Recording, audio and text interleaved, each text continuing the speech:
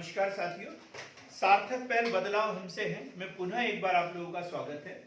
और सार्थक पहल के माध्यम से हम आज लेके आए हैं भारत के वायसराय। हमने देखा कि 1856 में जो है लॉर्ड कैनिंग को भारत का गवर्नर जनरल नियुक्त किया गया था, लेकिन 10 मई 1857 को लॉर्ड कैनिंग के समय में ही भारत में 1857 की क्रांति हुई। और इस क्रांति के बाद में जो है इलाहाबाद में महारानी विक्टोरिया की घोषणा जो है वो पढ़कर सुनाई गई। और उस घोषणा में स्पष्ट प्रावधान किया गया कि अब जो है 1858 का अधिनियम लाया जाएगा। और उस अधिनियम में ये बोला गया कि भारत पर अब ब्रिटिश क्राउन का शासन स्थापित होगा। अब भारत में कंपनी का शासन नहीं, ब्रिटिश क्राउन का शासन स्थापित हो गया। और भारत में जो गवर्नर जनरल था, गवर्नर जनरल मतलब कंपनी के इधर से होता था, लेकिन वायसराय अब किसके इधर से? ब्रिटिश क्राउन की ओर से था, है ना। महारानी का शासन हमारे यहाँ स्थापित हो गया, तो गवर्नर जनरल के पद को वायसराय में परिवर्तित कर लिया गया। तो भारत का अंतिम गवर्नर जनरल हमने पढ़ा लॉर्ड कैनिंग, और प्रथम वायसराय लॉर्ड कैनिंग। आपको पता नहीं था, आपने ऐसे ही गर्दन हिला दी क्योंकि आप तो कल आए नहीं थे। तो भारत का अंतिम गवर्नर जनरल लॉर्ड कैनिंग और प्रथम वायसराय लॉर्ड कैनिंग। फिर यदि स्वतंत्र भारत का पूछ ले तो फिर बदल जाएगा, ठीक है, याद रखना बराबर, शब्दों के फेर को समझना है। आज हमें पढ़ना है वायसराय, और वायसराय में हम लॉर्ड कैनिंग को पढ़ चुके हैं, अब हम पढ़ेंगे लॉर्ड एल्गिन। लॉर्ड कैनिंग नहीं पढ़ा है ना। तो लॉर्ड कैनिंग को इतना ही पढ़ना था हमें कि 1856 में इनकी नियुक्ति हुई, 1862 तक ये वायसराय बने रहे। इनके समय में 1857 की क्रांति हुई थी, इलाहाबाद घोषणा हुई, विक्टोरिया घोषणा पत्र, और फिर था 1858 का। कनेक्ट नहीं है क्या? हेलो, हाँ नागले जी, हेलो, कोई भी एक शब्द बोलो जरा ऑनलाइन वाले। हाँ ठीक है। तो क्या कैनिंग हमारा पूरा हो चुका था। अब हम पढ़ेंगे लॉर्ड एल्गिन, और इनका काल है 1862 से 1864। 1862 से 1864 लॉर्ड एल्गिन। कोई बड़ी घटना नहीं इनके समय की। दो चीजें पढ़ेंगे हम। पंजाब में टेनेंसी एक्ट पारित,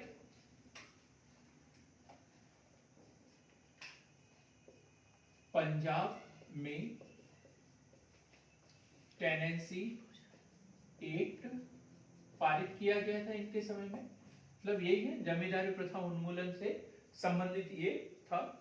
और बहावी आंदोलन का दमन, बहावी आंदोलन का दमन, ये मुस्लिम सुधार आंदोलन था। और हम देखेंगे इसे जब सामाजिक सुधार आंदोलन पढ़ेंगे तब इसको डिटेल में पढ़ेंगे।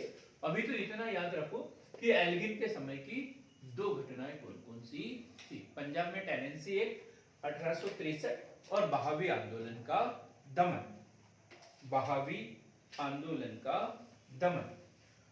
अब हम देखेंगे sir John Lawrence, sir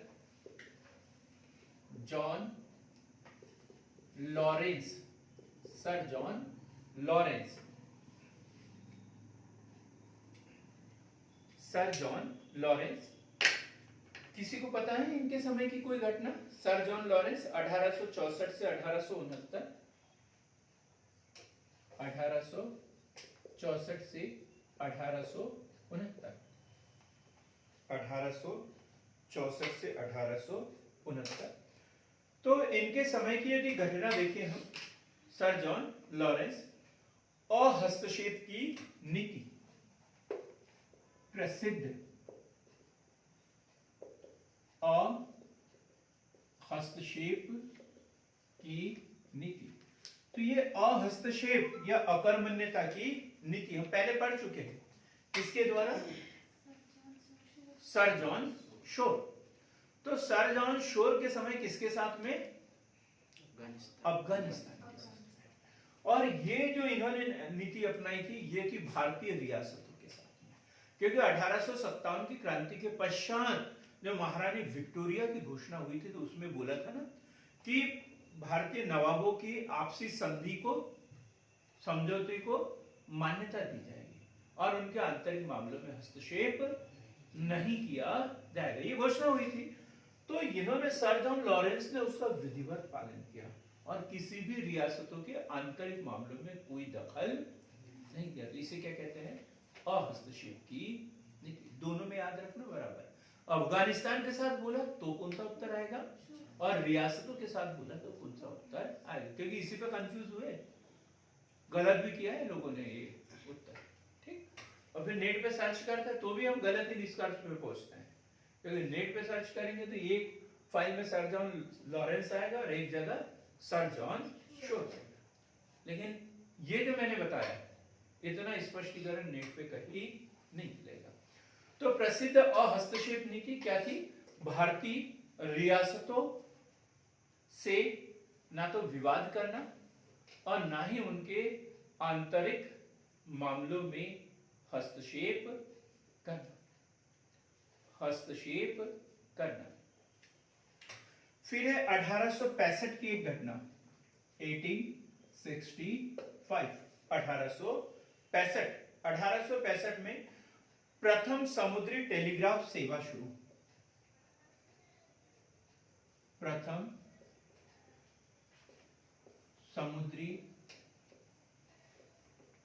telegraph सेवा शुरू। प्रथम समुद्री टेलीग्राफ सेवा शुरू। रेलवे लाइन बिछाई गई, रेलवे लाइन बिछाई गई, रेलवे लाइन बिछाई गई। वह नहरों का विकास किया गया, वह नहरों का विकास किया गया, नहरों का विकास किया गया। अब देखो, रेलवे लाइन की बात कर रहे हैं तो भारत में पहली बार रेल कब चली थी? 16 अप्रैल 1853, मुंबई से थाने के बीच। तो वो प्रतीकात्मक शुरुआत थी, एक पायलट प्रोजेक्ट के रूप में शुरू की गई थी, है ना, पहली बार। लेकिन पूरी जो रेलवे लाइनें बिछाई थी, अधिकतम विकास किसके समय में हुआ? सर जॉन शोर, 1864 से 1869 के बीच में, 69 के बीच में। अब हम पढ़ेंगे लॉर्ड मेयो, इसके विषय में भी क्वेश्चन बनता है। लॉर्ड मेयो, लॉर्ड मेयो, और इनका काल है 1869 से 1872। हो सकता है अधिक समय तक नियुक्त कर दिया गया हो, लेकिन ईश्वर की मर्जी। 1869 से 1872 लॉर्ड मेयो। तो भारत में वित्त का केंद्रीयकरण, भारत में वित्त का केंद्रीयकरण, ये मेंस में आता है, प्री के लिए कोई मतलब नहीं है। वित्त का केंद्रीयकरण मतलब धन एकत्रित कर। अजमेर में मेयो कॉलेज की स्थापना, इंपॉर्टेंट क्वेश्चन है। अजमेर में मेयो कॉलेज की स्थापना। देखो, हमने पढ़ा होगा कई बार, ये किताब में से पढ़ लेते हैं, वो याद नहीं होता। तब तक याद नहीं होता जब तक मेरे मुंह से वो शब्द आप लोग सुनते नहीं, है ना। यही होता है अक्सर, जब हम किसी के मुंह से कोई शब्द सुन लेते हैं तो वो हमें फट से याद हो जाता है। जब हम टेस्ट लेते हैं ना यहाँ पर, और आधे घंटे यदि हम उसके ऊपर चर्चा कर ले, तो पूरा टेस्ट पेपर हमारा सॉल्व हो जाता है, याद हो जाता है। और जब हम लिखते हैं तो बड़ा कठिन लगता है, बड़ा कठिन लगता है, लेकिन एक बार हम उसके ऊपर चर्चा कर लेते हैं तो ऐसा लगता है कि साला यही पेपर आ जाना चाहिए, अब यही पेपर आना चाहिए। तो अजमेर में मेयो कॉलेज की स्थापना किसके समय में? लॉर्ड मेयो के समय में। इतना सा क्वेश्चन बन जाए, मेयो कॉलेज कहाँ है? मेयो कॉलेज कहाँ है? तो भी दिक्कत हो सकती है। तो कहाँ पर है मेयो कॉलेज? अजमेर। किसके समय में? लॉर्ड मेयो के समय में। आयकर की दर को, आयकर की दर को, आयकर की दर को 1% से बढ़ाकर 1% से बढ़ाकर 2.5% किया गया। तो आयकर जब हम इकोनॉमिक्स पढ़ते हैं तब देखते हैं कि लॉर्ड कैनिंग के समय में सर्वप्रथम भारत में बजट पारित किया गया था। किसके द्वारा? James Wilson. जेम्स विल्सन के द्वारा 1861 में भारत में सर्वप्रथम बजट पारित किया गया था। मैंने वो इसलिए छोड़ दिया था क्योंकि ये इकोनॉमिक्स का मैटर है करके, जब हम बजट पढ़ेंगे तब उसमें पढ़ेंगे, लेकिन अब जब ये टैक्स वाली बात आ गई तो हम कर भी लेते हैं। और उसी समय भारत में आयकर लगाया गया था, वो 1% था, लेकिन अब इसमें कितना कर दिया? बढ़ाकर 2.5%। आयकर कितना? 2.5% शुरू किया गया। वही इकोनॉमिक्स, ये जैसे पहले शब्द वित्त आ गया, मतलब इनका ध्यान जो है वित्त की ओर ज्यादा था, अर्थ की ओर ज्यादा था, इकोनॉमिक्स की ओर ज्यादा था, मतलब अर्थशास्त्र थे। तो उन्होंने बोला भाई कितना टैक्स आ रहा है, क्या हो रहा है, कितनी प्रतिशत लोग टैक्स दे रहे हैं, कम से कम जनगणना तो की जाए। तो भारत में पहली जनगणना 1872। भारत में पहली जनगणना 1872। अब 1872 में कुल लॉर्ड मेयो के समय।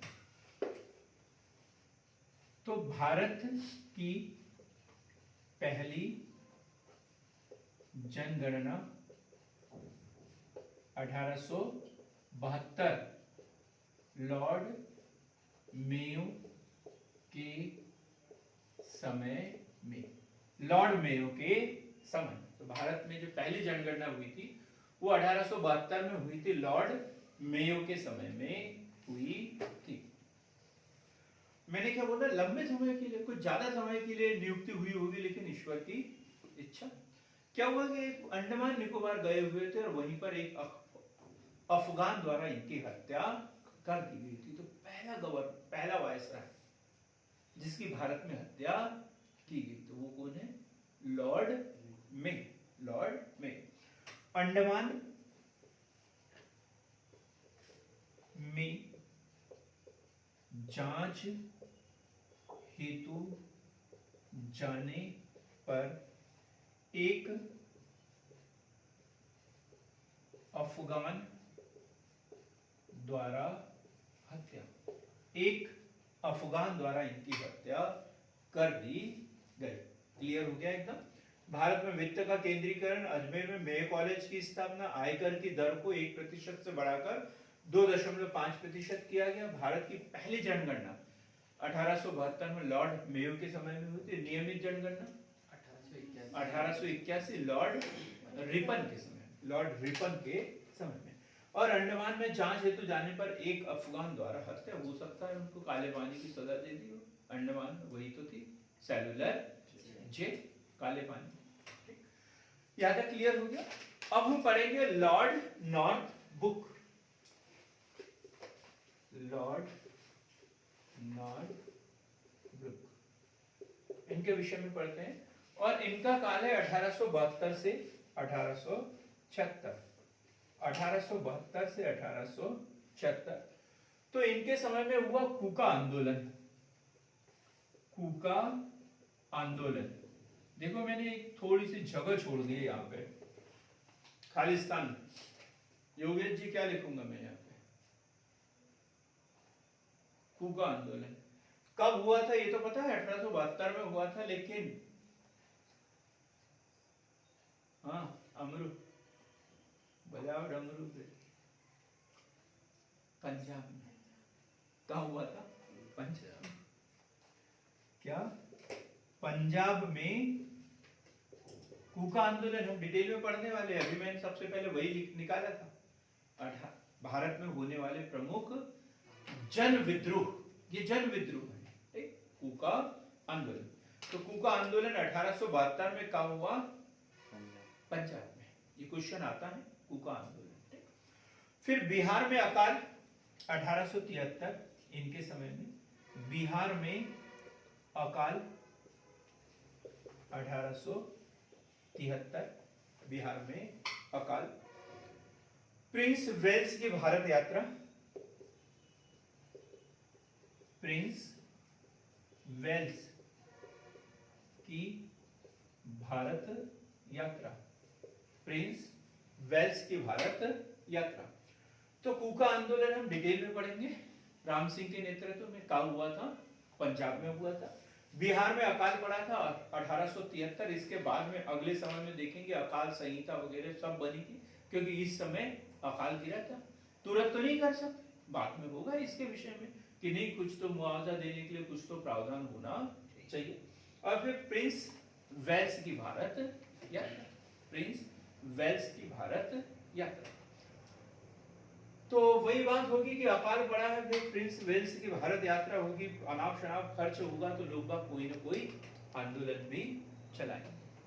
कल वहां से यहाँ तक खीला ठोकते ना, और ये तार वहां लटका हुआ रहना चाहिए।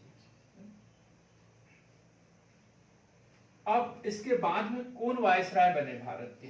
किसी को पता हो तो बताएं।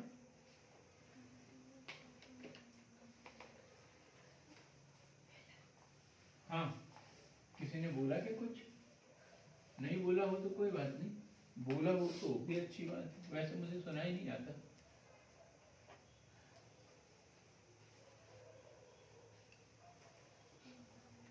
फिर बोलेंगे कि हमने तो बोला था। Lord Lytton, Lord Lytton, Ripon नहीं, लिटन, लॉर्ड लिटन 1876 से 1880, 1876 से 1880, लॉर्ड लिटन। दो नाम हमारे पास में, एक लिटन और एक रिपन। लिटन अपनी प्रतिक्रियावादी नीतियों के लिए प्रसिद्ध है, मतलब ये भारतीयों के प्रति इनकी अच्छी विचारधारा नहीं, तो इसे अच्छी ऐसी कोई गतिविधि इसकी नहीं। तो दक्कन में भीषण अकाल, इनके समय में दक्कन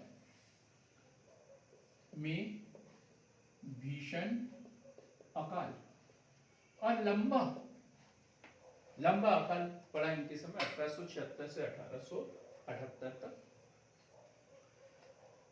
अब जब अकाल पड़ा, इससे पहले भी अकाल पड़ा था बिहार में, तो फिर क्या? अकाल आयोग का गठन, अकाल आयोग का गठन, और किसकी अध्यक्षता में? Sir Richard stretchy, sir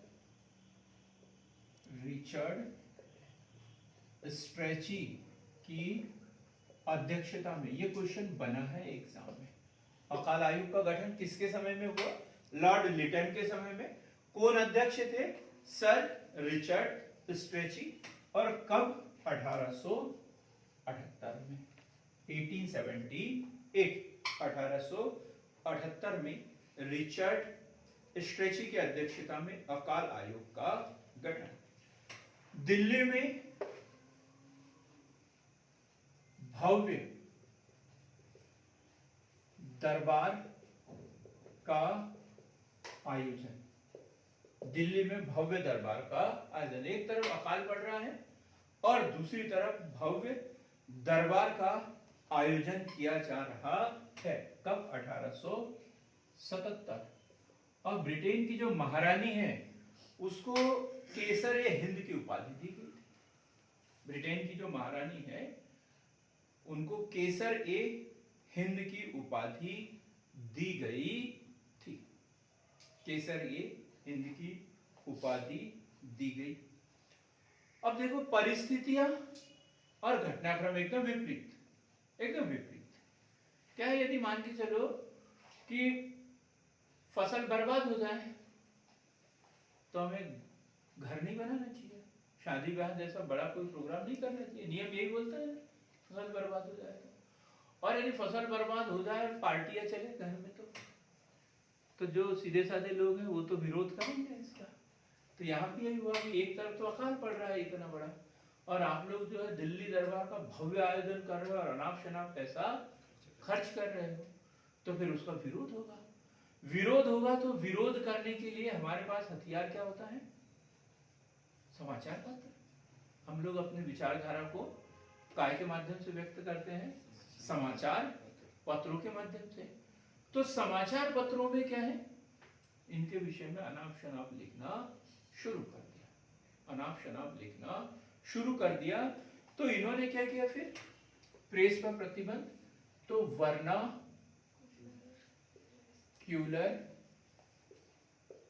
press act 1878, vernacular press act 1878। ये क्वेश्चन बनता है, वर्नाक्यूलर प्रेस एक्ट किसके समय में आया था? तो लॉर्ड लिडन के समय में आया था। जयंत कुमार बताओ जरा क्या था ये वर्नाक्यूलर प्रेस एक्ट? हेलो, क्या किया था इसमें?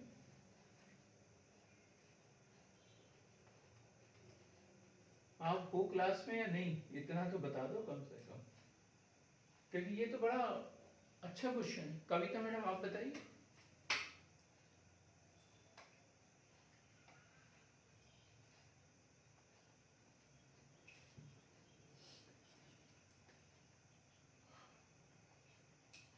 जब्त कर लिया जाता था, क्या है? हाँ, सोम प्रकाश। और ऐसा भी कोई एक अखबार था जिसने रातों रात जो है अपना माध्यम बदल दिया था, हिंदी से क्या कर दिया था? इंग्लिश कर दिया था। कौन सा था? कौन सा अखबार था? अब आप मुझे बताएं जरा, कोई बता दो, ऐसा कोई अखबार है?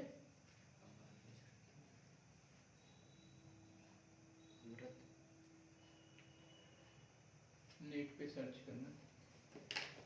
हाँ, क्या? Vernacular press act 1878। इसमें क्या था कि एक जमानत राशि जमा करना पड़ता था, है ना? जमानत राशि जमा करना पड़ता था और कुछ भी छापने से पहले सरकार से उसकी अनुमति लेना पड़ता था। एक प्रति जो है वो उस कार्यालय को देना पड़ता था और यदि सरकार के विरुद्ध कुछ भी छापा गया तो उसके ऊपर बेन लगा लेते थे और उसकी राशि जो है पूरी जब्त कर लेते थे। और वो भी कौन से समाचार पत्रों को? जो देशी भाषा में प्रकाशित होते थे। तो वर्नाक्यूलर, दो भाषा में, तो वर्नाक्यूलर प्रेस एक्ट मतलब ये सिर्फ देशी भाषाओं के समाचार पत्रों के ऊपर ही लागू था। ये एक इंग्लिश में जो छपते थे उसके ऊपर ये लागू नहीं होता था। इंग्लिश में जो समाचार पत्र छपते थे उसके ऊपर ये लागू नहीं होता था।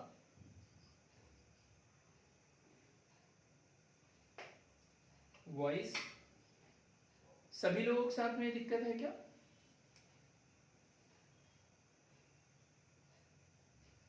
अच्छा चलो ठीक है, अभी मैं ठीक कर देता हूं। तो ये क्लियर हुआ क्या वर्नाक्यूलर प्रेस एक्ट? अमृत बाजार पत्रिका, बताओ इसको पहले रोको।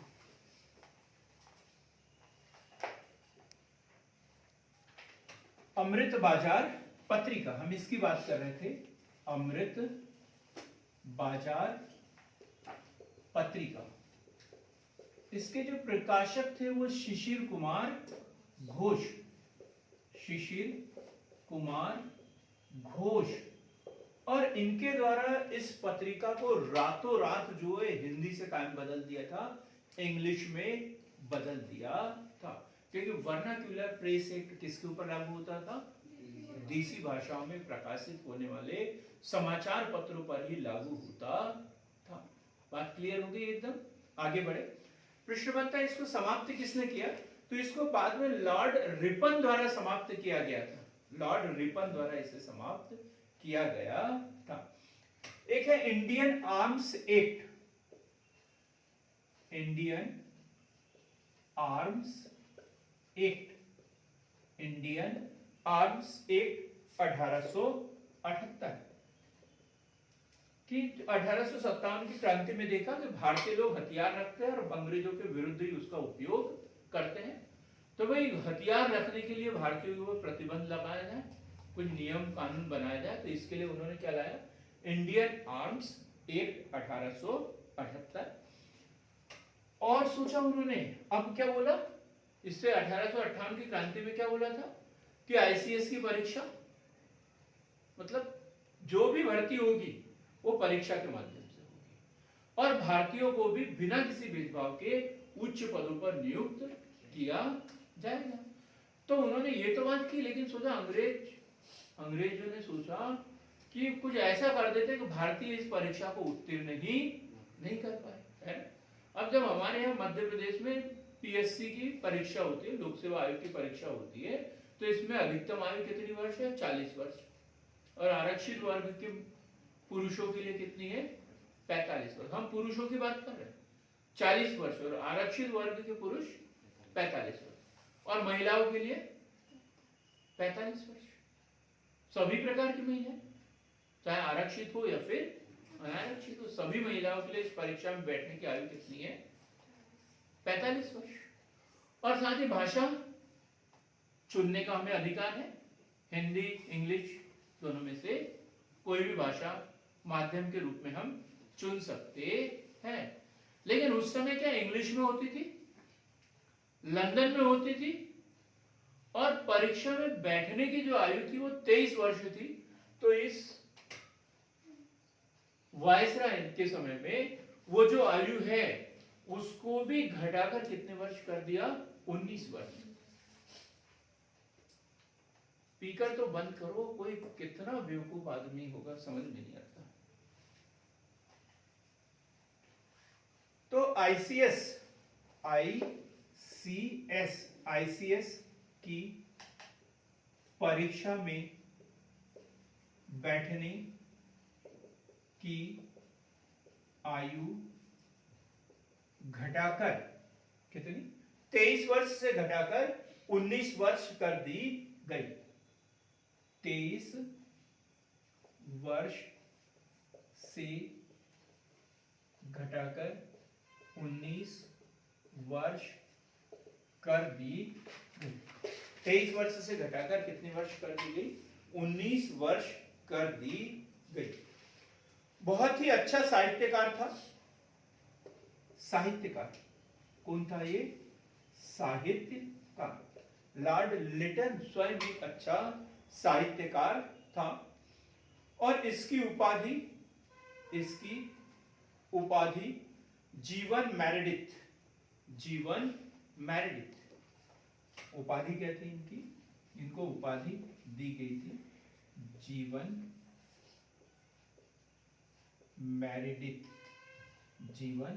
मेरेडिथ इसकी उपाधि है, इसके उपनाम से भी इसे जाना जाता था।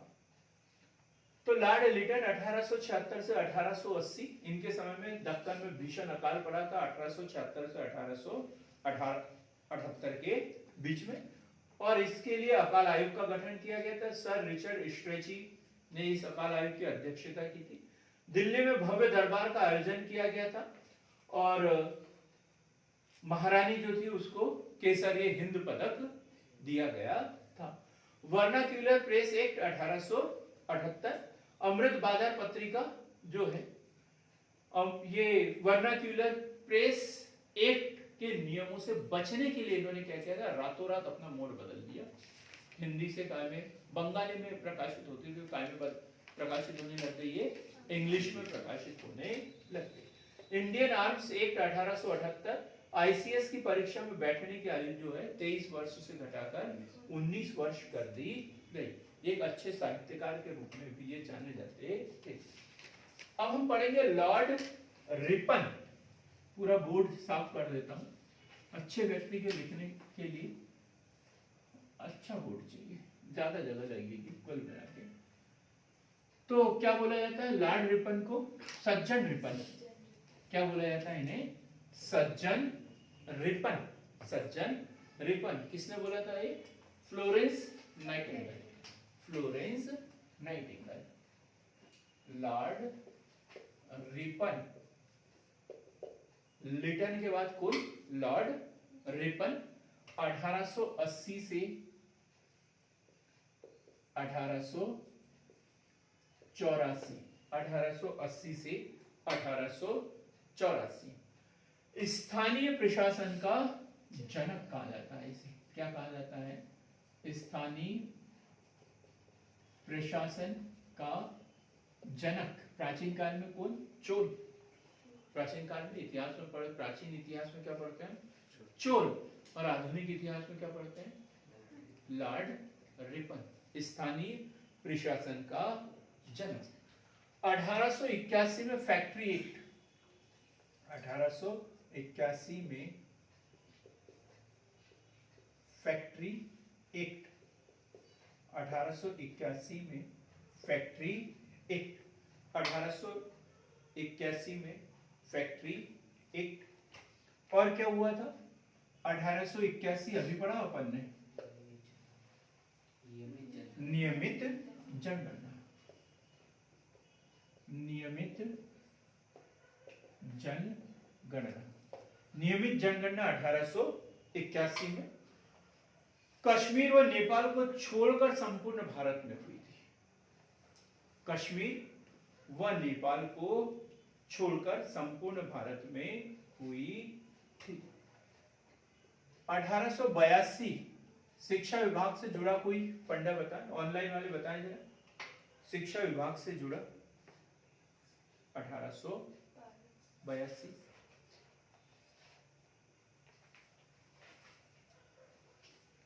क्या? भारतीय शिक्षा परिषद। ऑनलाइन वाले भी नहीं बता पा रहे।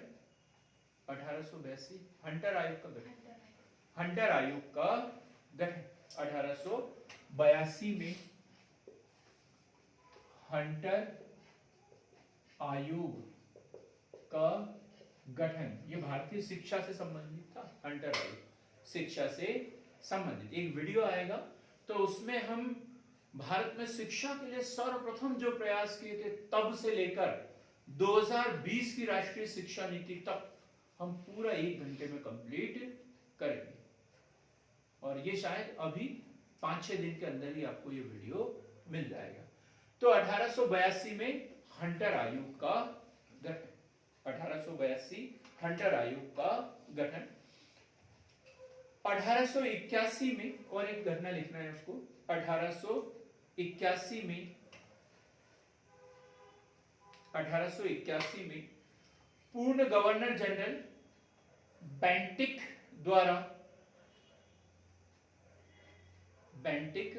द्वारा कुशासन का आरोप लगाकर मैसूर को हस्तगत किया गया था। रिपन द्वारा उसके वारिसों को वापस कर दिया गया। कौन सी घटना पढ़ रहे हैं हम? 1881 में उसने वापस किया था, लिया नहीं था। लिया तो पहले की बात है। क्या? पूर्व में ऐसी शुरुआत करें। किसने? लॉर्ड विलियम बेंटिक द्वारा किसको? मैसूर को कुशासन का आरोप लगाकर मैसूर को हस्तगत कर लिया था। और लॉर्ड रिपन ने क्या किया? उसके जो वारिस थे उसको वापस लौटा दिया। अच्छा काम किया, बुरा काम किया? अच्छा किया, पक्का ठीक है। तो 1881 में मैसूर को वापस कर दिया गया। एक नाम बताया था मैंने, फ्लोरेंस नाइटिंगेल। फ्लोरेंस नाइटिंगेल क्या बोला जाता है इसे? सर्जन। हाँ? कोकिला, कोकिला भी कहा जाता है इसे, है ना? कोकिला की उपाधि थी कि फ्लोरेंस नाइटिंगेल। तो फ्लोरेंस नाइटिंगेल ने रिपन को सज्जन रिपन तथा भारत का उद्धारक, सज्जन रिपन तथा भारत के उद्धारक की उपाधि दी गई। भारत के उद्धारक की उपाधि दी गई। ठीक? एक विवाद हुआ था इसके समय में, एल्बर्ट बिल, एल्बर्ट बिल, और यह है 1883-84, 1883-84, एल्बर्ट बिल, एल्बर्ट बिल। देखो उस समय क्या होता था, भारतीयों के साथ में जो भारतीय जज भी हुआ करते थे, लेकिन उनके साथ में बड़ा भेदभाव किया जाता था, बड़ा भेदभाव किया जाता था। तो ऐसा कोई भी मुद्दा जो अंग्रेजों से संबंधित हो वो भारतीय जज उसे नहीं सुन सकते थे। कोई भी मुद्दा, चाहे एक पक्ष सरकार हो और एक तरफ भारत का कोई व्यक्ति हो, वो भारतीय नहीं सुन सकते थे कहीं पर। ठीक? तो भारतीय जजों को ये क्या लगता था, बड़ा अपमानित महसूस होता था। कई बार ये मांग उठाई जाती थी कि भारतीय जजों को बराबर का अधिकार दिया जाए। और लॉर्ड रिपन ने क्या किया, एक समिति गठित की, और उस समिति में एक विधि सदस्य थे और उसका नाम था एल्बर्ट। उसका नाम क्या था? एल्बर्ट। एक विधि सदस्य और उसका नाम क्या था? एल्बर्ट। और उन्होंने एक बिल तैयार किया और उसके आधार पर जाति भेद पर आधारित सभी योग्यताओं को समाप्त कर दिया। जाति भेद के आधार पर जो योग्यताएं निर्धारित थी कि अंग्रेज सुनेंगे, भारतीय सुनेंगे, वो तो सारी योग्यताओं को खत्म कर दिया। उन्होंने सोचा कि कानून व्यवस्था एक जैसी होना चाहिए।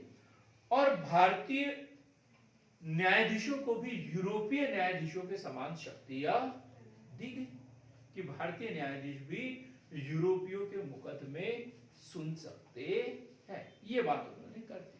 बात क्लियर हो गई यहाँ पे? भारत में न्यायिक व्यवस्था में बड़ी असमानता थी उस समय।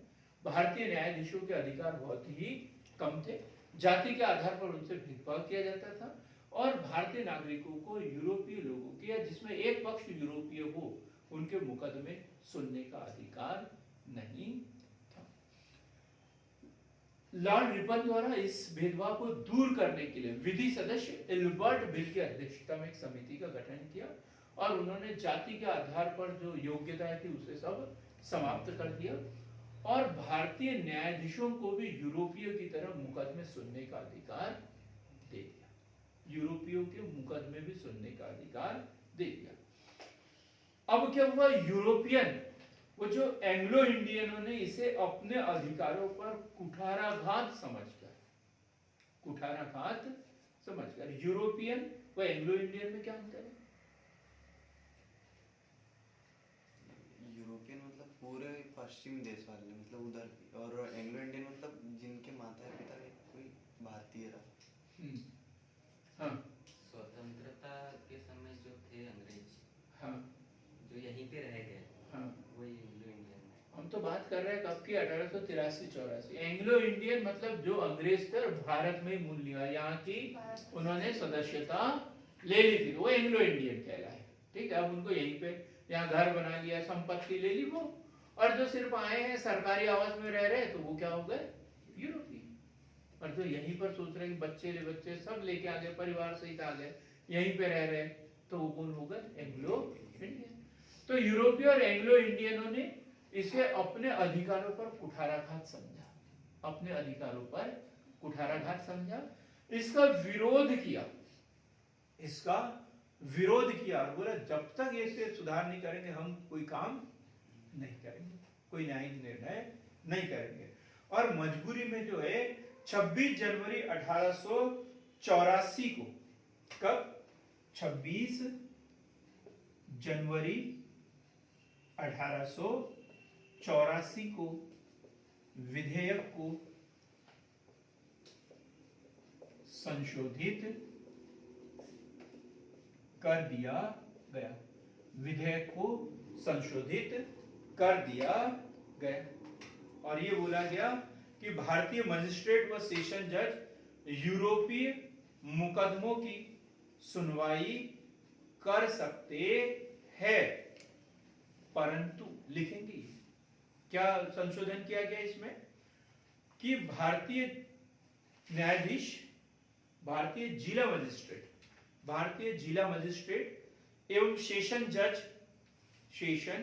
जज यूरोपीय लोगों के मुकदमे की सुनवाई कर सकते हैं,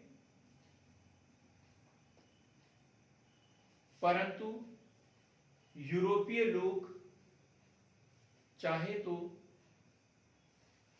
तो अपने छोटे से छोटे मुकदमे के लिए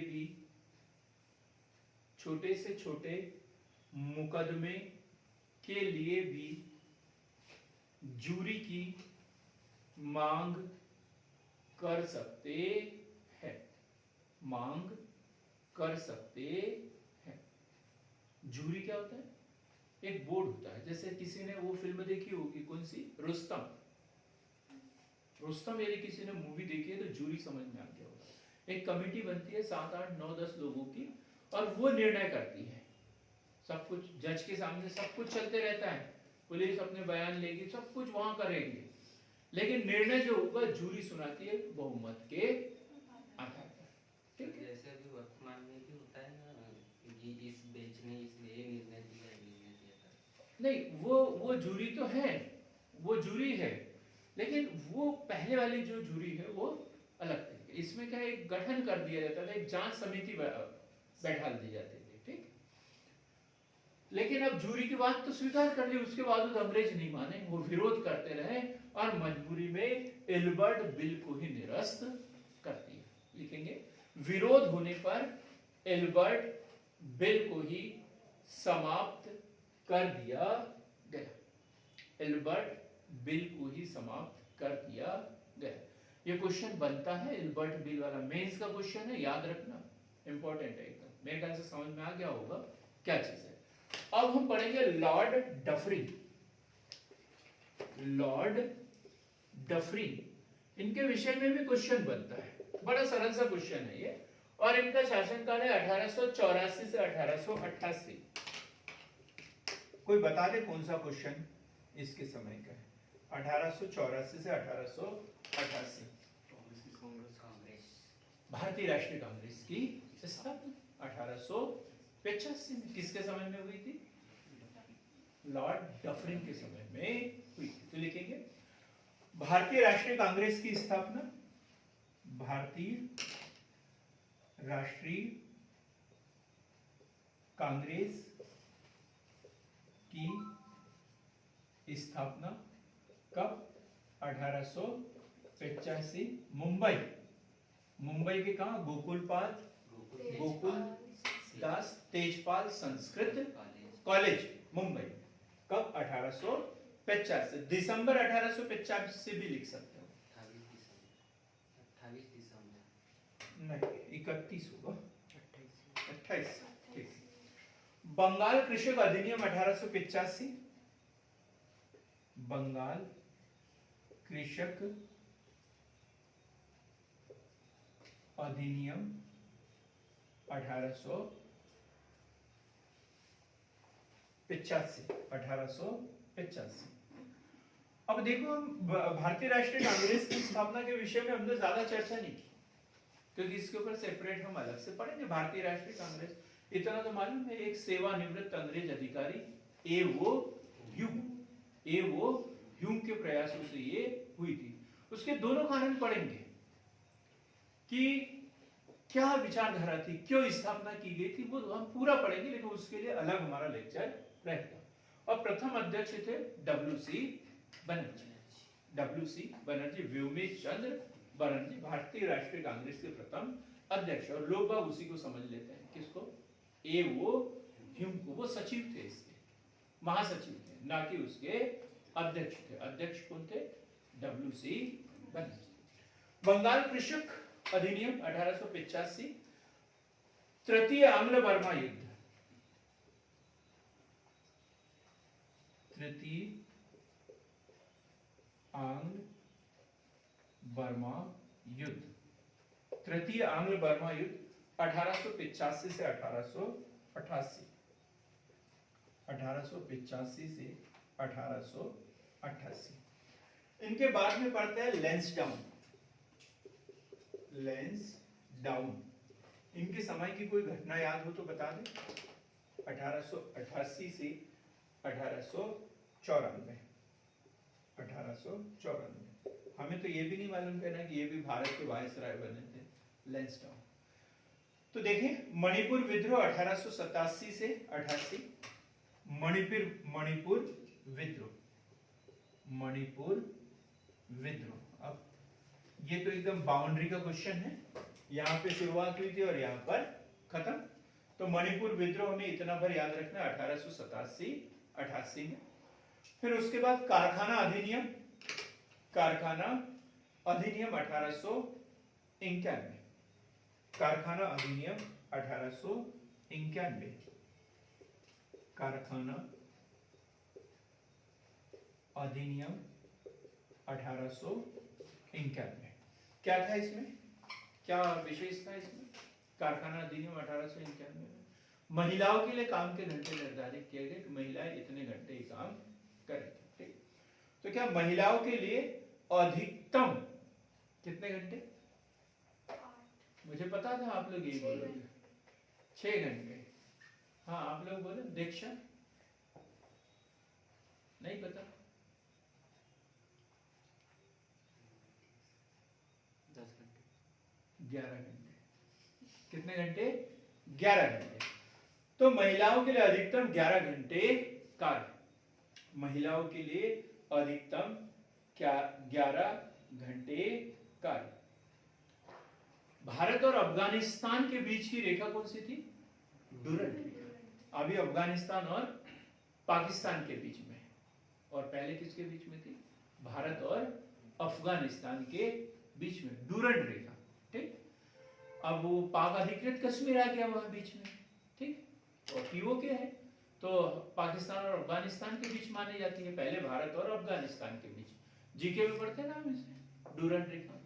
तो ये कब निर्धारित हुई थी? ये इसी समय निर्धारित हुई थी। लिखेंगे, सर ड्यूरेंट को भारत अफगानिस्तान की सीमा निर्धारित करने के लिए नियुक्त किया गया।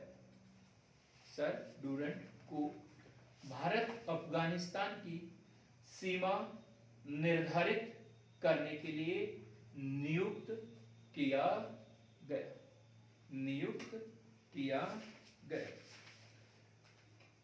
हमने लॉर्ड एल्गिन पढ़ा 1862 से 1864। लॉर्ड किसके बाद? कैनिंग के बाद, कैनिंग के बाद लॉर्ड एल्गिन। अब हम पढ़ेंगे एल्गिन द्वितीय, लॉर्ड एल्गिन द्वितीय, लॉर्ड एल्गिन द्वितीय, लॉर्ड एल्गिन द्वितीय 1894 से 1899, 1894 से 1899 तक इनका काल था। बड़ा भयंकर अकाल पड़ा था, लंबे चौड़े क्षेत्र में पड़ा था। कहां पर? मध्य प्रदेश, उत्तर प्रदेश, पंजाब, बिहार में अकाल। मध्य प्रदेश, उत्तर प्रदेश, पंजाब व बिहार में अकाल। देखो हम कब की बात कर रहे हैं? 1894 और 1894 से 1899 के बीच में। बड़े क्रांतिकारी नेता इस समय हावी हो गए थे। नाम क्या था उनका? तिलक। क्या बात है, तुम मुझे नहीं। तिलक की बात कर रहे हैं हम। क्या था? स्वराज मेरा जन्म सिद्ध अधिकार है और मैं इसे लेकर रहूंगा। शिवाजी उत्सव, गणेश उत्सव, 2 उत्सव उन्होंने शुरू किए थे। काय के लिए? वो देख रहे थे कि लोग जो है धार्मिक रूप से बड़े सक्रिय हो जाते हैं। भाई यदि सरकार की नीतियां तो गलत है, अब इनका विरोध करना है, वे लोगों को एकत्रित कैसे करें, एकत्रित कैसे करेक्ट। भाई धर्म के नाम पर तो लोग बाग कुछ भी करने के लिए तैयार हो जाते हैं। तो उन्होंने शुरुआत की थी 1896 में शिवाजी उत्सव। तो बीजी तिलक या बाल गंगाधर तिलक द्वारा शिवाजी उत्सव 1896, शिवाजी उत्सव 1896। और क्या कथन है इनका? ये बाल गंगाधर सॉरी लॉर्ड एल्गिन द्वितीय का बड़ा अच्छा कथन है। और हम कर्जन के साथ पहुंच जाते हैं, लिटन के साथ पहुंच जाते हैं, लेकिन एल्गिन द्वितीय का नाम ही हमें याद नहीं आता उस समय। उनका कथन था, भारत को तलवार के बल पर विजित किया, भारत को तलवार के बल पर विजित किया तथा तलवार के बल पर ही रक्षा करना है। भारत को तलवार के बल पर विजित किया है और तलवार के बल पर ही रक्षा करना है। तलवार के बल पर ही रक्षा करना है। आज के वीडियो का हम अंतिम वायसराय पढ़ेंगे, आज के वीडियो, और जो बाकी बचे हुए हैं उसको दूसरे वीडियो में देखेंगे। तो अब हम पढ़ेंगे, कहां तक पहुंच गए? अब हम 1899 तक पहुंच गए हैं। तो इसके बाद में एक बड़ी घटना घटती है 1805, बंगाल का विभाजन। तो आप सोच सकते हैं हम किसको पढ़ने वाले हैं? किसको पढ़ने वाले हैं? Lord Curzon, Lord Curzon. किसको पढ़ेंगे? Lord Curzon.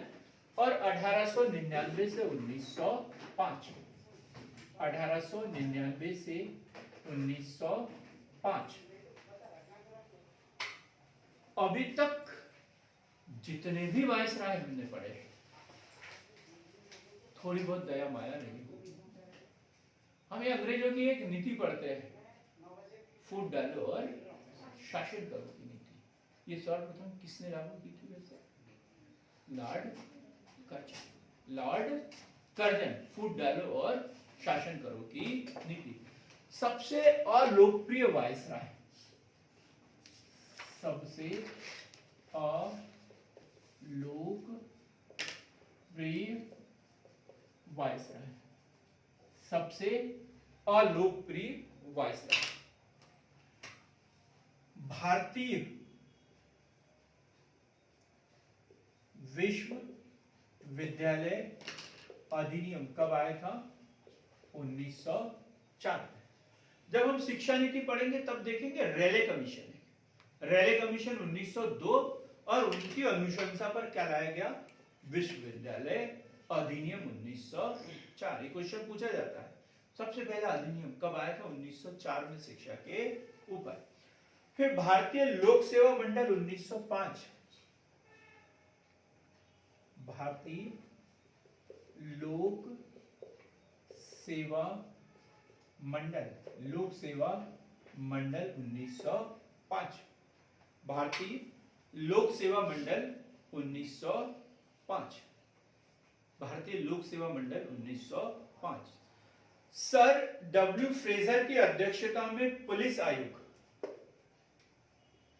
पुलिस आयोग, पुलिस आयोग कब गठित किया गया था? 1902 में। किसकी अध्यक्षता में? सर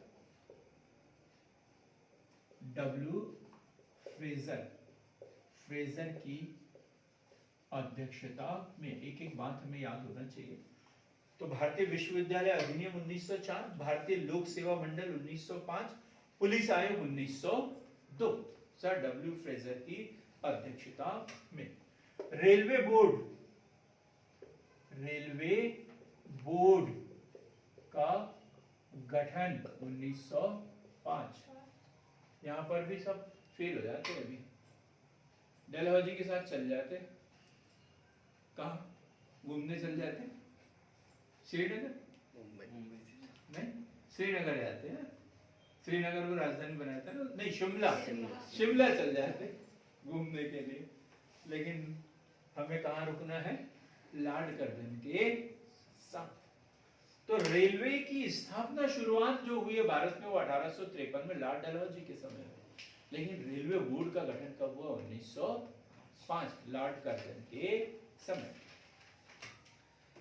सर टॉमस रेले, अभी बताया था मैंने, सर टॉमस रेले की अध्यक्षता में 1902 में, क्या 1902 में विश्वविद्यालय आयोग, विश्वविद्यालय आयोग। सिंचाई आयोग, सिंचाई आयोग कब बना था? सिंचाई आयोग 1901 1904, 1904 सिंचाई आयोग, वही है ना मानक्रीक वाला? हाँ वही है। स्कॉट मान क्रिक, स्कॉट मान क्रिक की अध्यक्षता में, स्कॉट मान क्रिक की अध्यक्षता में, कब? 1904, 1904। अब प्राचीन स्मारक परिरक्षण, प्राचीन, ये क्वेश्चन भी बनता है, प्राचीन स्मारक परिरक्षण अधिनियम 1904। जो प्राचीन स्मारक जैसे सांची का स्तूप, खजुराहो के मंदिर, इनको बचाना कैसे है, इसके 1904 में। यदि ये अधिनियम पारित नहीं होता तो सब मूर्तियां लोगों के घरों में होती, कुछ बचता ही नहीं यहाँ पर। तो प्राचीन स्मारक परिरक्षण अधिनियम 1904। फिर 1904 में सहकारी उधार समिति अधिनियम, 1904 में ही सहकारी उधार समिति अधिनियम। सर एंटली डोनल, सर एंटली डोनल की अध्यक्षता में द्वितीय अकाल आयोग, द्वितीय अकाल आयोग। पहला किसकी अध्यक्षता में? स्ट्रेची की अध्यक्षता में, और दूसरा एंटली डोनल की अध्यक्षता में। फिर सबसे बड़ी घटना इनके समय की कौन सी है?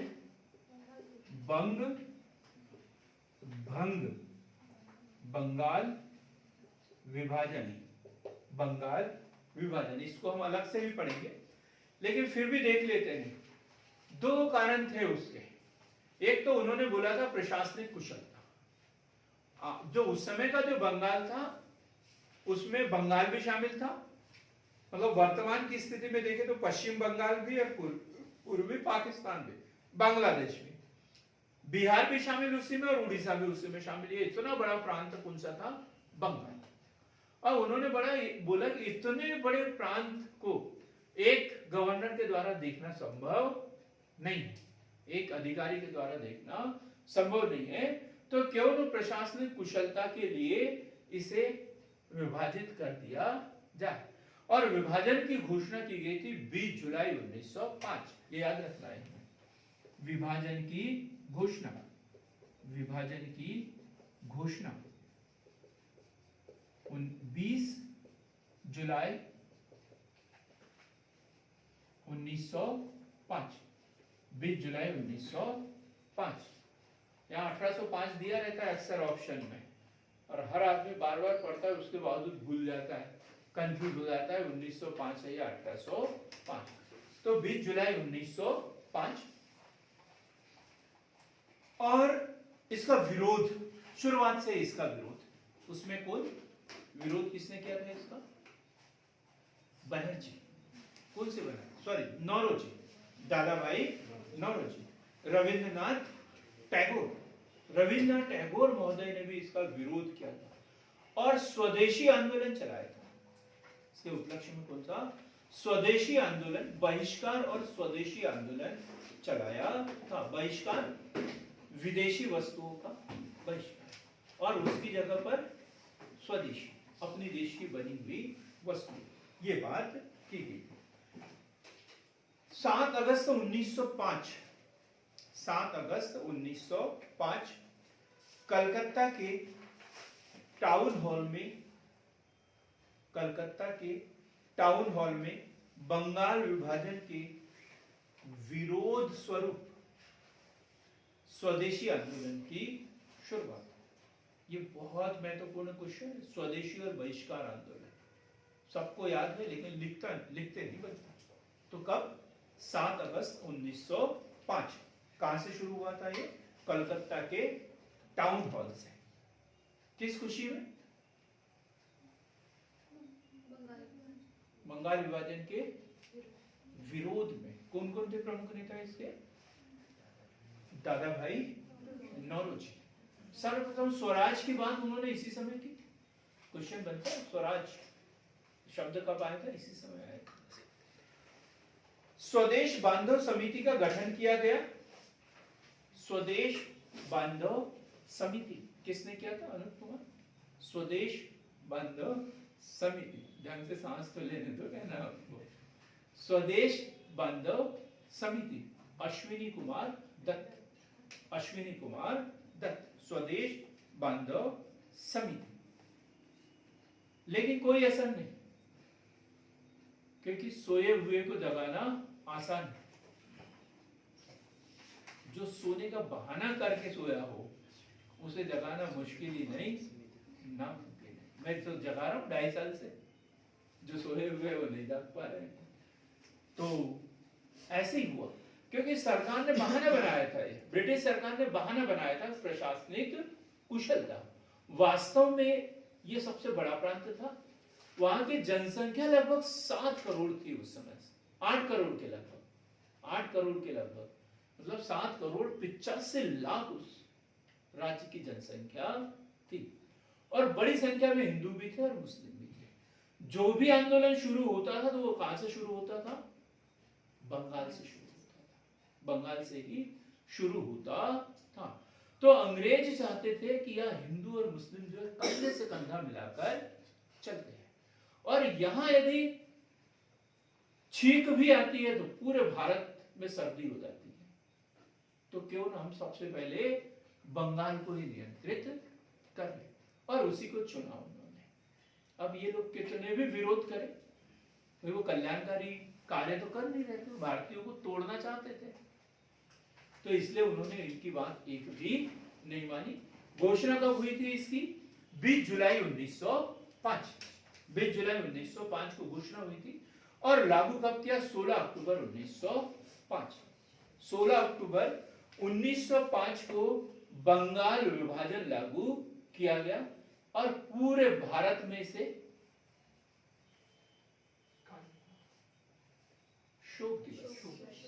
शोक दिवस के रूप में मनाया गया। पूरे भारत में से शोक दिवस के रूप में मनाया गया। एक दूसरे को राखी बांधी गई थी हिंदू मुस्लिमों द्वारा, एकता का प्रतीक जो था वो किया गया था। तो आज हमने कंटिन्यू कहां से कहां तक? 1858 से लेकर 1905 बंगाल विभाजन तक जितने भी वायसराय भारत में नियुक्त हुए उसके विषय में पढ़ा है। अगला जो वीडियो होगा उसमें Lord Minto, Lord Hardinge, Lord Chelmsford, Lord Reading, Lord Irwin, Lord Wellington, Lord Linlithgow, Lord Wavell और लॉर्ड माउंटबेटन स्वतंत्र भारत के प्रथम व अंतिम भारतीय गवर्नर जनरल तक हम पूरा का पूरा जो है अगले वीडियो में देखेंगे। तो बिल्कुल हमारे चैनल को लाइक कीजिए, शेयर कीजिए, सब्सक्राइब कीजिए, ताकि अगला वीडियो सबसे पहले आप लोगों को प्राप्त हो सके। बहुत बहुत धन्यवाद।